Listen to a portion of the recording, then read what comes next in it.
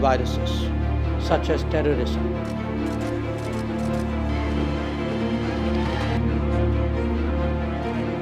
Indian Foreign Minister S Jaishankar on his first visit to Israel. And while India and Israel are all set to mark the 30th anniversary of diplomatic relations in 2022, Jaishankar's visit is set to begin a new phase of relations between the two nations. So why is Jaishankar's tour significant, and how will India navigate relations with Israel after the 12-year-long Netanyahu era? The agenda on the plate is expanding bilateral relations, strengthening strategic partnerships, interacting with the Indian community, including business persons in Israel, and discussing the Afghanistan situation, among others. What's more significant about Jaishankar's visit is that it is the first high-level visit since a new government was formed in the Jewish state. The Bibi Modi Love Fest had marked a deepening of relations between India and Israel. But Benjamin Netanyahu is no longer in office. Instead, there is Naftali Bennett. New Delhi will be testing the waters with a new Jewish leader.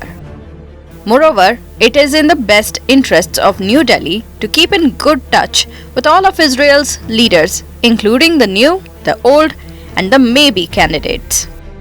Prime Minister Narendra Modi's tweet wishing Bennett on his victory and another thanking Netanyahu is a reflection of the volatile electoral situation in Israel. Bennett's coalition government hangs by a wafer-thin majority of 1 against Netanyahu. In all likelihood, Bibi might just come back to power. And if that doesn't happen, Bennett also has to exchange power with Yair Lapid in 2023, according to power sharing deal. So New Delhi may have to reach out to Lapid in the future too. It needs to be noted that Jaishankar is on the visit on alternate Prime Minister Yair Lapid's invitation. So will India and Israel's relations change with the change in one government? Relations between countries are not built on personal friendships of its leaders. Hence, the status quo of India and Israel's relations are likely to remain unchanged. India and Israel share a bilateral trade worth nearly $5 billion according to estimates from 2020 to 2021. Israel is India's second largest supplier of defense equipment. Moreover, the two nations have robust intelligence cooperation.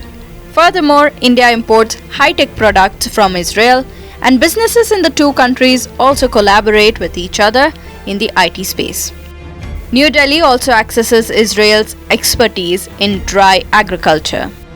India is also important to Israel, especially because of its cordial relations with other Arab nations in contrast to its own haphazard relations with the Arab world. India is also the largest importer of Israeli arms, and it doesn't hurt that Israel has the vocal support of the world's largest democracy in the international forum. India's abstention from voting in the UN Human Rights Council for an independent investigation against Israel for violations in Gaza was duly noted by the Israeli government.